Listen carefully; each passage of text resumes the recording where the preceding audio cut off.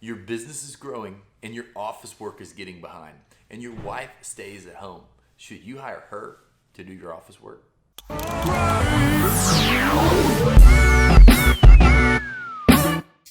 Hey everyone, I'm Jacob Godar, and my channel helps contractors deliver and clients experience a luxurious everyday life through property transformations. Today, we're talking about your growing business that is just doing fantastic. You can't believe it is growing so fast, but all of a sudden, you've noticed you're getting behind on your office work, your bills, your QuickBooks, your whatever it is that keeps track of what needs to be done, and the paperwork and the mail coming in, it's all just piling up, and your wife happens to stay at home, and the thought is going through your mind, well, she stays at home. Should I just have her do my office work, answer the calls, do all the things from there? If this is an interesting topic that you've had, thought you've had, make sure you hit that like button, you hit subscribe, and you leave it in the comments that you subscribe so I can thank each and every one of you. So let's get right into this. This is more of a conversation. I had those thoughts. I've went through this process. I know this can be different for everyone, but I just want to open to the conversation of this in general. And starting off with this is it could totally change the dynamic of your relationship.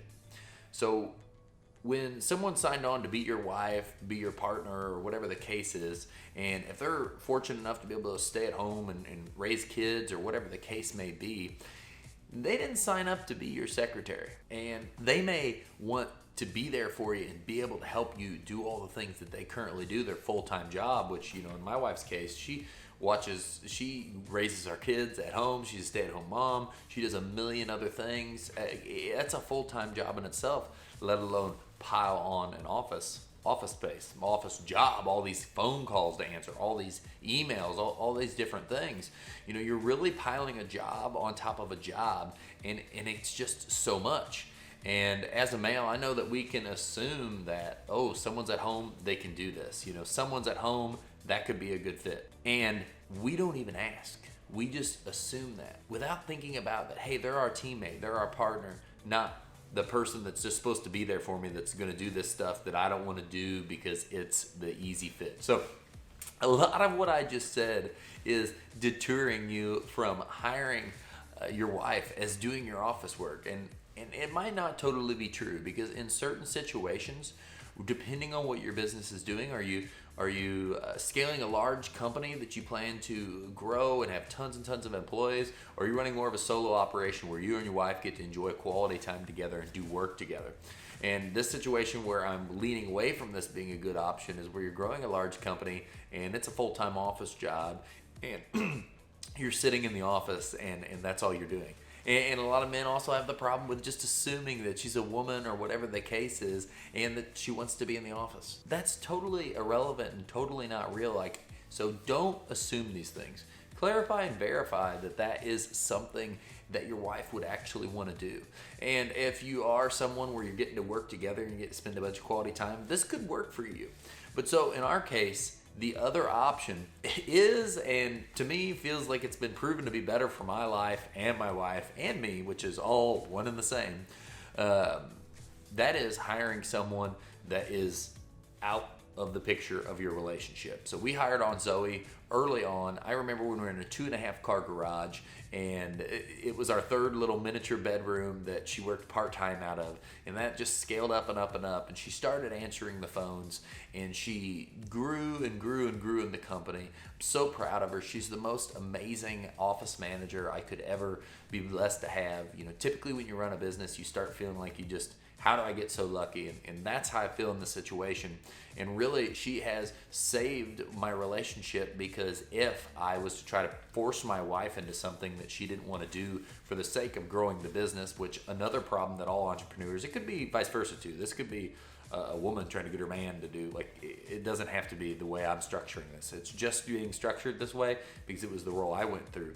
But now she wasn't have to be forced into this position, which could have drove such a wedge in between us, because then you're expecting and you're demanding like you are of your team, yourself, and your company. And I was able to let Zoe grow in this position and grow herself an awesome job. And I was able to let my wife focus on what she focused on to do her full-time job and things that she already had, plus flourish in a position that she found in the company that wasn't a full-time job, but was really perfect for her, and that was marketing. She grew into our marketing expert.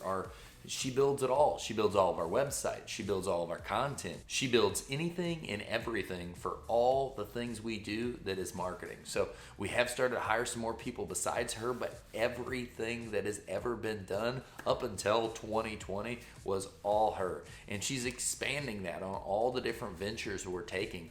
And that was all because she wasn't forced into that role of, hey, I assume that the office is going to be good for you, and pushed into that role. We found someone that was better for. They were able to build a career and a life based off of that. And my wife was able to raise our kids, stay at home, take care of everything that was going on at home, which is a freaking harder job than being at work, and allowed us to explode and grow our company with her ingenious creative marketing that she comes up with in the story she creates with all of the marketing she pushes out for us. So that's my whole spiel. This is more of a conversation of should you hire your wife and why I didn't think I should, and then the situations where maybe it would be fine and maybe it wouldn't be fine.